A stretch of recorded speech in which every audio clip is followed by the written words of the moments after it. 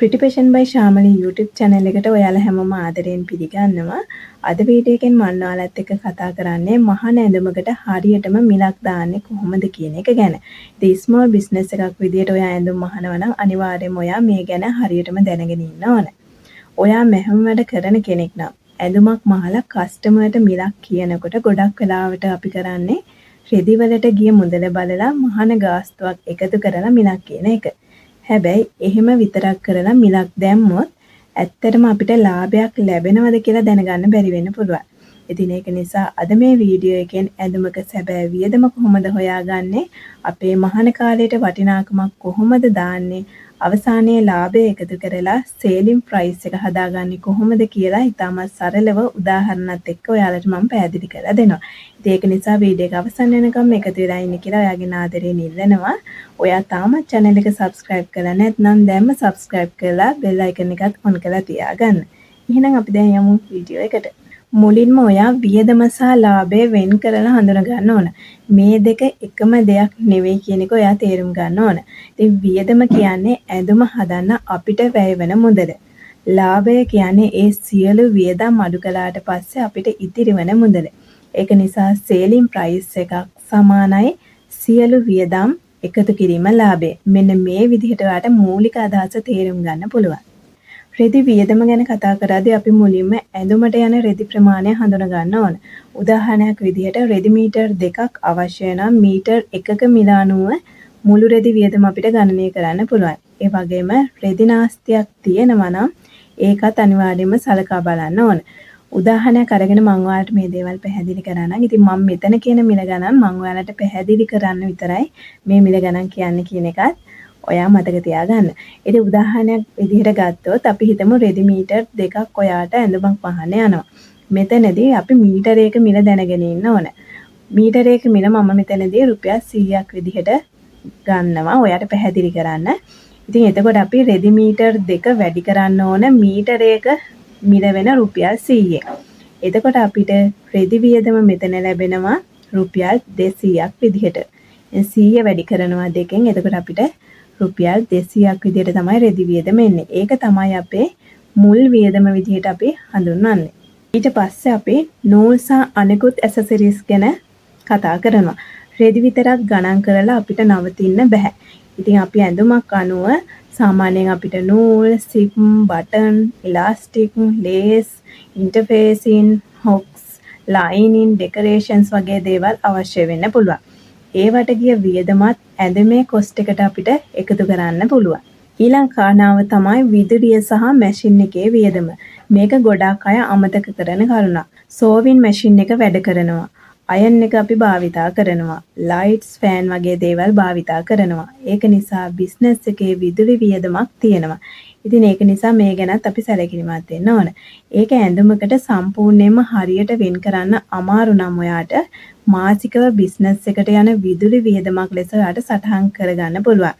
ඒ විදිහට සටහන් කරගෙන ඕඩර්ස් ප්‍රමාණය අනුව ඔයාට සාමාන්‍ය වියදමක් ලෙස මේක ගණනය කරගන්න පුළුවන්. ඉතින් අන්න ඒ විදිහට ගණනය කරගෙන ඔයාට පුළුවන් සාමාන්‍යයෙන් ඇඳුමකට මේ තරම් මුදලක් විදුලිය සඳහා වැය වෙනවා කියලා තීරණය කරගන්න. ඒ වගේම තමයි ඔයා මතක තියාගන්න ඕන ඊටම වැදගත් කරුණක් තමයි Tamanගේ මහාන කාලයටත් ඔයා මිලක් තියාගන්න ඕන. ඔයාගේ කාලේ ඔයා නොමිලේ නෙමෙයි දෙන්න ඕන. ඇඳුමක් මහන්න පැය 3ක් ගියා නම් ඒ පැය 3ට අනිවාර්යයෙන්ම වටිනාකමක් තියන්න ඕන.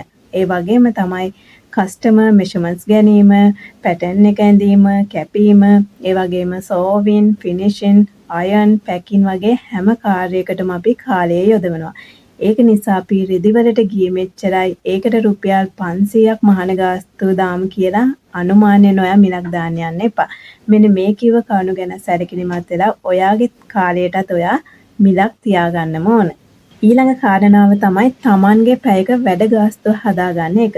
ඉතින් ඔයා හිතන්න ඔයාට පුළුවන් Tamanගේ වැඩ කරන පැයකට වටිනාකමක් තීරණය කරගන්න. උදාහරණයක් විදිහට අපි හිතමු ඔයා තීරණය කරන පැයකට රුපියල් 200යි කියලා. ඉතින් ඔයාට ඇඳුමකට සම්පූර්ණයෙන්ම ඇඳුමක් මහලා ඉවර කරන්න පැය 4ක කාලයක් ගත වෙනවා නම් ඔයාට පුළුවන් මේ රුපියල් 200 4ෙන් වැඩි කරගන්න. එතකොට ඔයාට මෙතන ලැබෙනවා රුපියල් 800ක් විදිහට. ඉතින් මේ රුපියල් 800 තමයි ඔයාගේ ලේබර් කොස්ට් එක වෙන්නේ. මෙතන වැදගත්ම දේ තමයි තමන්ගේ මහාන කාලයේ වටිනාකමක් නැති දෙයක් විදිහට නොසලකන එක. ඉතින් ඒක නිසා අනිවාර්යයෙන්ම ඔයාට ඔයාගේ මහන්සිය අනුව ඔයා තීරණය කරගන්න ඔයාලට පැයකට කොච්චර මුදලක් වෙන් කරනවද කියලා මම අද මේ ඔයාලට පැහැදිලි කරන්න තමයි රුපියල් 200ක් කිව්වේ. ඉතින් ඔයා ඒක තීරණය කරගන්න ඕන. කටින් සහ ෆිනිෂින් වලටත් වටිනාකමක් තියන්නම ඕන. මේ ගැන තමයි අපි ඊළඟට කතා කරන්නේ. ඇඳුමක් මහන මැෂින් එක ළඟ ගත කරන කාලය විතරක් අපි මෙතනදී සලකන්නේ නැහැ. කටින් කරන්න අපිට කාලය යනවා. ඒ වගේම ත්‍රෙඩ් ට්‍රිම් කරන්න කාලය යනවා. අයන් කරන්න කාලය යනවා. ෆයිනල් ෆිනිෂින් චෙක් කරන්න කාලය යනවා. ඉතින් ඒක නිසා සම්පූර්ණ වැඩේට ගත වෙන කාලය මෙතනදී අපි අනිවාර්යයෙන්ම ගණන් කරන්න ඕන. ඊළඟ දේ තමයි පැකින් සහ ට්‍රාන්ස්පෝර්ට් කියන එක. කස්ටමර්ට අපි ඇඳුමක් ලස්සනට පැක් කරලා දෙන්න නම් කවර්, බෑග් වගේ දේවල් සඳහා වියදමක් යනවා. කස්ටමර්ගේ ඕඩර් එක ඩිලිවර් කරන්න ඔයා යනවා නම් ට්‍රාන්ස්පෝර්ට් ඩිලිවරි වියදමක් තියෙන්න පුළුවන්. ඉතින් ඒක නිසා මේවත් අනිවාර්යයෙන්ම බිස්නස් කොස්ට් එකේ කොටසක් විදියට අනිවාර්යයෙන්ම ගණන් කරන්න ඕන. ඉතින් ඊළඟට අපි කතා කරන්නේ දැන් මේ සියලුම දේවල් ඇතුළත සම්පූර්ණ කොස්ට් එකක් අපි හදා ගන්න ඕන. මම ඔයාලට අර උදාහරණ විදිහට කිව්ව මිල ගණන්ම මෙතනදී අරගෙන මම ඔයාලට ඒක පැහැදිලි කරන්න. අපි හිතමු දැන් ඇඳුමකට රෙදි සඳහා මම කිව්වා කලින් රුපියල් 200ක් ගිහින් තියෙනවා. ඇසසරිස් සඳහා අපි හිතමු රුපියල් 100ක් කියලා. විදුලිය සහ වෙනත් වියදම් සඳහා රුපියල් 200ක් විදිහට අපි මෙතනදී ගමු. ඒ වගේම තමයි ඔයාගේ මහන්සිය කියන්නේ ලේබර් එකට අපි අතරින්දි වෙන් කරලා රුපියල් 800ක්. ඒ වගේම පැකින් එකට අපි හිතමු රුපියල් 100ක් කියලා. එතකොට ඔයාට මෙතන සම්පූර්ණ වියදම ඇවිල්ලා තියෙනවා 1400ක් විදිහට. මේ රුපියල් 1400 තමයි අපේ කොස්ට් එක වෙන්නේ. ඉතින් මේකට තව අපි ලාභයක් එකතු නොකර කස්ටමර්ට රුපියල් 1400ම දුන්නොත් බිස්නස් එකෙන් අපිට ලාභයක් ලැබෙන්නේ නැහැ. ඉතින් ඒක නිසා දැන් අපිට පුළුවන් මෙන්න මේ 1400ට ලාභය එකතු කරගන්න. ඔයාට පුළුවන් ඔයාට අවශ්‍ය ලාභය මෙතනදී තීරණය කරගන්න.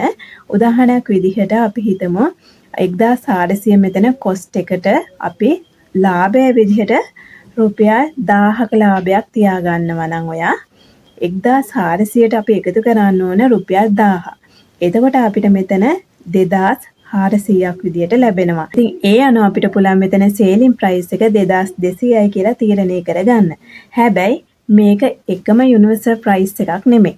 ඩිසයින් එක, ෆැබ්‍රික් එක, ඒ වගේම මාකට් එක සහ කස්ටමර්ට දෙන සර්විස් එක අනුවත් ප්‍රයිස් එක වෙනස් වෙනවා. ඉතින් මේ ගැනත් අනිවාර්යයෙන්ම සැලකිලිමත් වෙන්න ඕන. සෑම ඇඳුමකටම මේ විදිහටම ප්‍රයිස් එක දාලා හරියන්නේ නැහැ. ඉතින් මෙන්න මේ ඔයා දාන ප්‍රයිස් එක ඇඳුමෙන් ඇඳුමට වෙනස් වෙනවා.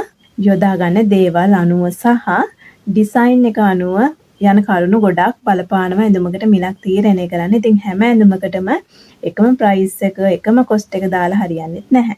ඒ ගැන අනිවාර්යයෙන්ම සැලකිලිමත් වෙන්න.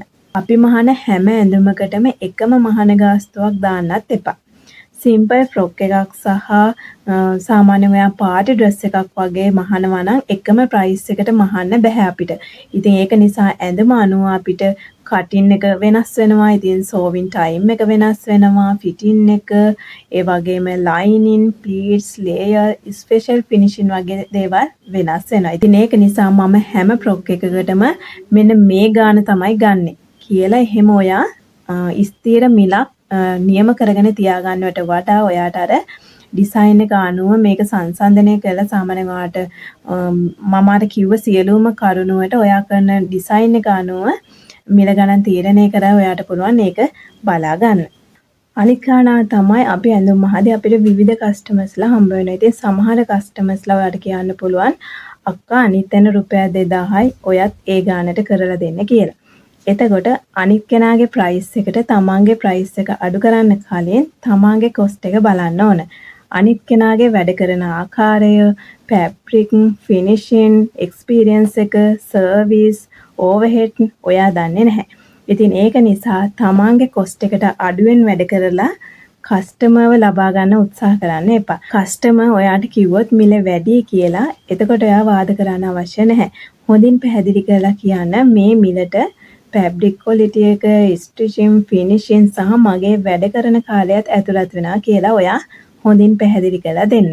ඒ වගේම තමයි කස්ටමර්ගේ බජට් එක අඩු නම් අවශ්‍ය නම් වෙන ඩිසයින්, ෆැබ්‍රික් ඔප්ෂන් එකක් වගේ එයාට හඳුන්වලා දෙන්න පුළුවන්කම තියෙනවා. හැබැයි Tamanට පාඩු වෙන මිලකට වැඩ කරන්න යන්න එපා. අනිත් කාරණාව තමයි ඩිස්කවුන්ට් දෙනකටත් ඔයා පරිස්සම් වෙන්න ඕන.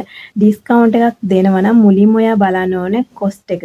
ඒ වගේම ඒකට අපි එකතු කරන්න ඕන අවශ්‍ය අවම ලාභය. ඒ දෙක ආරක්ෂා වෙනවද කියලා බලලා තමයි අපි ඩිස්කවුන්ට් එකක් දෙන්න ඕන. හැම කස්ටමර් කෙනාටම ඔයා ඩිස්කවුන්ට් එකක් දුන්නොත් අවසානයේ බිස්නස් එකේ ලාභය නැති වෙන්න පුළුවන්. ඉතින් ඒක නිසා ඩිස්කවුන්ට් දෙනවා නම් අනිවාර්යයෙන්ම ඔයා ඒ ගැන සැලකිලිමත් වෙලා ඩිස්කවුන්ට් එකක් නියම කරන්න ඕන. ඊළඟ කාරණාව තමයි අපි එක් ඇඳුම් වර්ගයට ෆැබ්‍රික් කොස්ට් එක, ඇසසරිස්, ඒ වගේම අපි ලේබර් ටයිම් එක, ටෝටල් කොස්ට් එක, සේලින් ප්‍රයිස් එක, ප්‍රොෆිට් එක වගේ දේවල් අනිවාර්යයෙන්ම ලියලා තියාගන්න ඕන. මොකද ඊළඟ වතාවේ ඒ ඩිසයින් එකේ ප්‍රයිස් එක අපි දානකොට අර කලින් ලියලා තියාගත්ත එක අපිට ගොඩක්ම වැදගත් වෙනවා. ඒ වගේම මෙතනදී අපිට ඒක ගොඩක්ම පහසු කාරණාවක් වෙනවා. ඒක නිසා අනිවාර්යයෙන්ම අපි මිල ලියලා තියාගන්න එක ගොඩක් වටිනවා. අවසාන වශයෙන් මට ඔයාලට කියන්න තියෙන්නේ මැහුම් වැඩ කරන අපිට ගොඩක් වෙලාවට අපේම මහන කාලය අමතක වෙනවා. රෙදි වලට ගිය මුදල විතරක් බලලා ප්‍රයිස් එකක් දාන්න එපා. ඔයාගේ කාලයටත්, ඔයාගේ හැකියාවටත්, ඔයාගේ මහන වැඩේ ක්වොලිටි එකටත් වටිනාකමක් තියෙනවා. ඉතින් ඒක නිසා ඊළඟ වතාවේ කස්ටමර් කෙනෙක්ට ඇඳුමක මිලක් කියනකොට අනුමානයෙන් ප්‍රයිස් එකක් කියන්නේ නැතිව මුලින්ම සම්පූර්ණ වියදම ගණන් කරන්න.